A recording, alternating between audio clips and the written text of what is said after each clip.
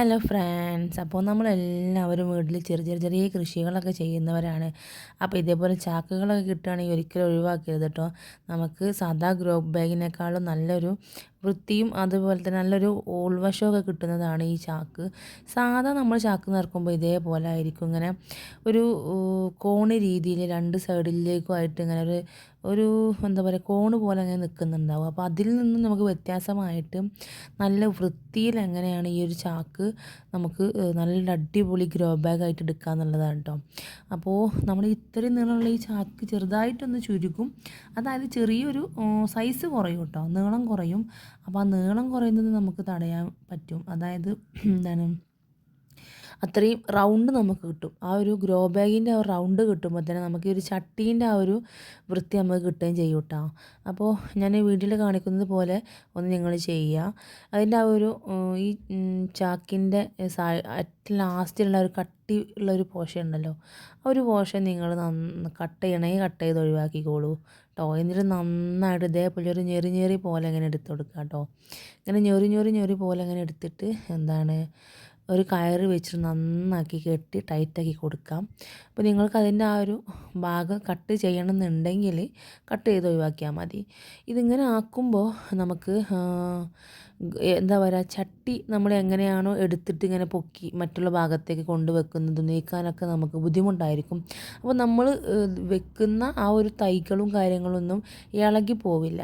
മറ്റേത് വരുമ്പോൾ സാധാ ചാക്കാവുമ്പോൾ നമ്മൾ രണ്ട് സൈഡും പിടിച്ചിട്ട് ഇങ്ങനെ എടുക്കുമ്പോൾ അതിൻ്റെ തൈകളൊക്കെ വേരോട് കൂടിയിട്ട് ഇങ്ങനെ പറിഞ്ഞു പോരാനുള്ള ചാൻസ് ഉണ്ട്.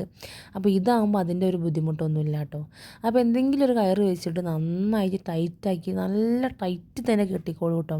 അപ്പോൾ പിന്നെ അത് വിട്ടു പോരില്ല. നമ്മളത് തിരിച്ച് വെക്കുമ്പോൾ അത് മണ്ണൊക്കെ നിറച്ച് വരുമ്പോഴത്തേനും അത് വിട്ടു പോരില്ല കേട്ടോ.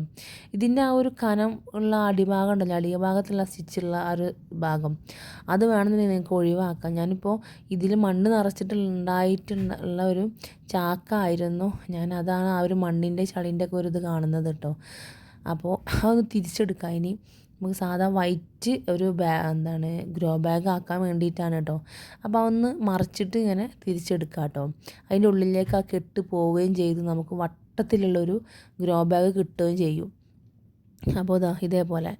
അപ്പോൾ ഇതിലേക്ക് ഇനി ഞാൻ എന്താ നടക്കുന്നതെന്ന് വെച്ച് കഴിഞ്ഞാൽ, പോട്ടി മിക്സ് ആയിട്ട് കൊടുക്കുന്നത് കുറച്ച് ഇതാണ് കേട്ടോ. നമ്മൾ കരിയില നമ്മൾ ചാക്കിൽ എപ്പോഴും കൊടുക്കുന്നത് നല്ലതാണ്. എന്താണെന്ന് വെച്ച് കഴിഞ്ഞാൽ, കരിയില ഈ ചാക്കിലാകുമ്പോൾ ഒരുപാട് കാലം ചാക്കിരിക്കുന്നത് കൊണ്ട് തന്നെ കരിയില പെട്ടെന്ന് വളമാവുകയും ചെയ്യും കേട്ടോ. അപ്പോൾ നിങ്ങൾ കരിയില അന്ന് ആദ്യം കൊടുക്കുക. അതിന് മുകളിലായിട്ട് കുറച്ച് മണ്ണ് ഇട്ട് കൊടുക്കണം. കാരണം എന്ന് വെച്ച് കഴിഞ്ഞാൽ ഒറ്റ അടിയിൽ കരിയില പോയിരിക്കുമ്പോൾ അതും ബുദ്ധിമുട്ട് തന്നെയാണ്. കാരണം അതിൻ്റെ ആ ഒരു ഇത് വേരിന് വലിച്ചെടുക്കാൻ കിട്ടണമെന്നുണ്ടെങ്കിൽ അതൊന്ന് കമ്പോസ്റ്റായിട്ട് വരണം. അപ്പോൾ നിങ്ങളതിൻ്റെ കൂടെ തന്നെ മണ്ണും കൂടെ ഒന്ന് ഇട്ട് കൊടുക്കണം കേട്ടോ.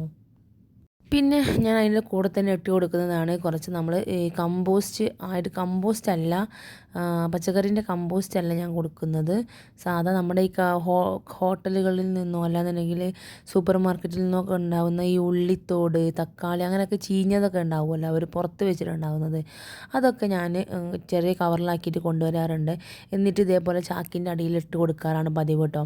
അങ്ങനെ ആകുമ്പോൾ നമുക്ക് കമ്പോസ്റ്റ് പിന്നെ ഇട്ട് കൊടുക്കേണ്ട ആവശ്യമില്ല. അപ്പോൾ അതേപോലെയൊക്കെ ഒന്ന് ചെയ്യാം കേട്ടോ. അങ്ങനെ സാധാ പിന്നെ മണ്ണാണ് ഞാൻ നിറച്ച് കൊടുക്കുന്നത്.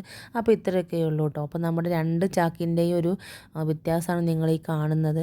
അപ്പോൾ എല്ലാവരും ട്രൈ ചെയ്ത് നോക്കുക. നമ്മൾ ചാക്കുകളൊന്നും ആരും വെറുതെ ഒഴിവാക്കരുത് കേട്ടോ. ഇതേപോലെ ചെയ്ത് നോക്കിയാൽ തന്നെ നമുക്ക് ഒരുപാട് ലാഭമുള്ള കാര്യമാണ്. അപ്പോൾ ഇനിയും നല്ല വീഡിയോകൾക്കായി ചാനൽ സബ്സ്ക്രൈബ് ചെയ്ത് സപ്പോർട്ട് ചെയ്യാം കേട്ടോ. അപ്പോൾ താങ്ക്